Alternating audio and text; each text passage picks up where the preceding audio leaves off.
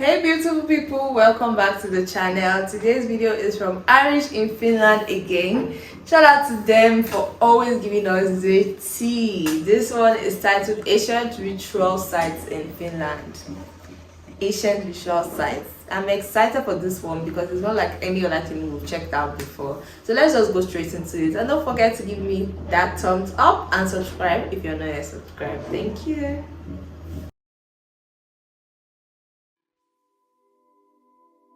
Finland is known as a country with many forests. In fact, over 75% of Finland is covered in forests. Take a walk in a Finnish forest and you may come across boulders and rock formations, and without knowing, you may stumble and wander into an ancient site used by Finns in the past. It's safe to say that most Finns feel a certain connection with nature, more than others. Yeah, obviously. And in the past it was this combination of trees and rocks that Finns would use as spiritual settings. Join me today as I go through these sacrificial stones and trees and how Finns in the past would use them. Let's go.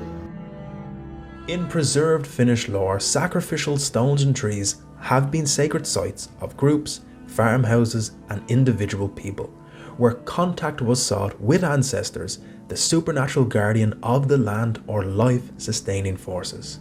Single sacrificial trees evidently continued the tradition of pre-Christian sacrificial woodlands, also woods of the dead, and were a remnant of the earliest ritual sites of cultivating man in Finland.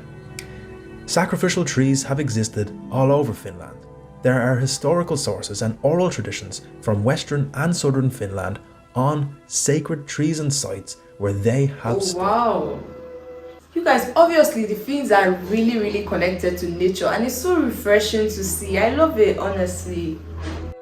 Around 200 cupstones with depressions or cups hewn into them, evidently for ritual purposes, have been found in Finland.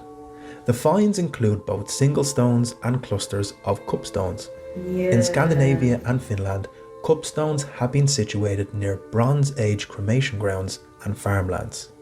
In Finland, the distribution of cupstones covers the areas of the oldest permanent habitation in the whole of southern Finland, from Satakunta to the Iron Age dwelling places of South Savo. The stones have been near houses and probably specifically near early field clearings, perhaps also at burial sites. It would seem that cups have been made as required, maybe one for each family member, or one for each ancestor. Or each farmer with a cultivated field nearby may have had his own cupstone. According to oral tradition, they have been used in livelihood and ancestral rites like sacrificial trees and ordinary sacrificial stones. But the preserved lore does not provide firm information on the original purpose of these mystical cupstones. Possibly the most natural explanation for Bronze and Iron Age cupstones is that they were ritual sites of an ancient cultivating community. Gifts for supernatural guardians of the earth and ancestors were brought to them, but at the same time they were stake posts of the person who had cleared the land.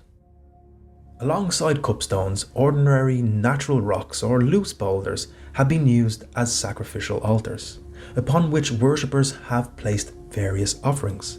Sacrificial stones have been usually situated near field clearings, but offerings particularly to the supernatural guardian of the land were also made on ground rocks within the homestead, or rocks buried deep beneath the earth and only partially exposed. Natural stones used in cattle and agricultural rites occur in the same southern regions as cupstones, and they have perhaps replaced earlier cupstones. In contrast, in northern and eastern Finland, sacrificial trees were common ritual sites. Altar stones used in cattle rites have also been located in forests. It is told that farmers' wives have taken offerings to them so that wolves would not devour the cows or that they would not get lost in the forest. No particular species of tree has been preferred as a right tree in Finland. Sacrificial trees have been birch, pine or spruce, growing in the homestead or on rocky islets left in the fields near the house. The term pyhä puu, meaning sacred tree, also occurs in old runes. The label pyhä is a term dating back to at least early original Finns and means sacred, distinguished, and maybe sometimes holy. In Finnish tradition too, right trees had been protected and sacred. Harming or felling them resulted in an inevitable punishment of the perpetrator. The tree feller was sure to die, and even breaking a twig or defiling the tree would cause the guilty party sickness or some other misfortune.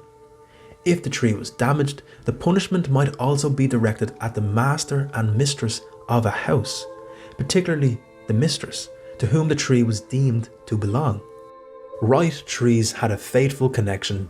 Guys, so in Finland, everything you see, almost everything you see, trees, rocks, stones, they all have like special things allocated to them. You don't want to go about touching things. Hey God. To their owners. In western and southern Finland to the house. In eastern Finland to the kinship group and its individual members. The well-being of the tree has determined the success of the house or its occupants. If the sacrificial tree has grown healthy and lush, the house too has thrived. The house has sustained good fortune in growing corn and raising cattle, and its owners have enjoyed good health. Withering or the demise of a tree has meant sickness and death for the house occupants, even the destruction of the whole house or group. Discontinuing. Guys, so that tree now, once it's dying, the household attached to it is dying. If the tree is not doing well, the household is not doing well. Are you guys serious? This is so interesting and mind-blowing to me. I can't. Wow. Performance of the rites was repaid in the life of the household in the same way as harming of the tree. Raucous behaviour near the tree, mocking it, or some other disrespectful act was a breach of this particular taboo, resulting sooner or later in a punishment, a misfortune, financial loss, such as a fire or sickness of cattle. A house could not thrive without its sacrificial tree. Sikko, or literally one who has been pruned, was a tradition that was predominantly found in the Finnish region of Savonia. This pruned tree could be dedicated to a deceased person, but was often shared by the ancestors of a certain house or family. Details about the dead were carved on the tree, most often the initials and the dates of birth and death of the deceased. The word karsikko could mean either a group of trees, one single tree, or even piece of wood collected from a... You know how they write the birth dates to death dates on graves and everything? So they write that on trees in Finland. Oh guys, every day I'm learning something. Karsikko tree, which had fallen down. These trees were often located along the roads between the house and the graveyard. This was believed to prevent the return of the souls of the dead from the graveyard. When a new house was built, one of the first things done was to choose a place for the karsikko tree. Usually this meant that a section of the forest near the house was left standing, and this plot became the karsikko as the years went by and trees prepared for each person to die in the household.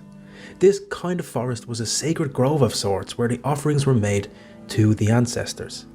These ancestral spirits were given the first share of the crops, the milk, the game and the fish. It was especially important to remember the ancestors during family celebrations. As with other spirits, it was thought crucial that the offerings were made before anyone else had tasted the foods or drank the beverages. In Finland, there are records of sacred woods and sacrificial groves that have been common cult sites of whole villages. Documented and oral information exists from Häme and Satakunta, but also from Karelia, Ingria and Estonia. In Karelia, the ancestral grove was and still is situated in the vicinity of every village. Village burial grounds and sacrificial groves have been sites of shared rite festivities, where, for example, animals were sacrificed, but they also served as offering sites of individual families when performing ancestral rites and those for supernatural guardians. The cult sites of man have evidently been ancestral woods, the ancient term for which was hisi. The word is probably Baltic Finnic and appears in place names, particularly in the oldest agricultural areas of northern Estonia and Satakunta. A hisi has meant a sacral site designated for the deceased, but also residents of hisi woods, the ancestors who had been interred in the site. In the era of Christianity in Finland, the term has come to denote an evil creature or giant, or even the devil himself. The earliest historical documentation on sacred trees and sacrificial groves occurs in sources concerning the conversion of the Finns to Christianity. In 1229, the then Pope in Rome, Pope Gregory IV, ordered that the church should take possession of the sacrificial groves of the pagan people of Hamme. Also in Karelia in 1534, the Orthodox monk Ilya, under orders of the Bishop Macquarie of Novgorod, destroyed the temples of a false god, razed sacred groves to the ground, and sank sacrificial stones underwater. By the Middle Ages, the Roman Catholic Church gradually decimated the family burial grounds and removed the deceased to the shelter of the parish church. It was no longer permitted to bury the dead near houses or village field clearings. In Salvo, in the early 1700s, priests attempted to commission the destruction of sacrificial trees, and there is documentation to that effect. For example, in court records. However, fear of the trees was so overwhelming that most of the right trees ordered for destruction most likely remained unfelled. Like I said at the start of this video, Finns feel a certain connection with nature more than others. And some of these traditions that I talked about today have survived in one way or another. Some people do these traditions still, some don't. Or maybe even people do these traditions and don't even know that they go way back. If you are watching this video and you take part in some of these rituals and traditions, let me know in the comments. Thank you very much for watching this video, and don't forget to press like and hit subscribe. Guys, honestly, Finns feel a very deep connection with nature. Honestly, I'm shocked to hear that the Roman Catholics tried to cut down the trees at some point, because I thought the way they attach so much value to these things, I didn't think anybody ever had the right to bring it down. But like we've seen in past videos, Christianity really came and affected a lot of things that they used to practice back then. Because wow, for you to be attaching this much value to like trees and stones, they put all their information on it. You can see the cabins and everything. They feel really connected to nature, and I think that's really interesting to see. Well guys, if there's any other thing that we think we need to know that was not mentioned in this video, let us know in the comments. And if you enjoyed this one, give me a big like right now, and if you're yet to subscribe, please do that right now, and I'll see you in my next one. Bye.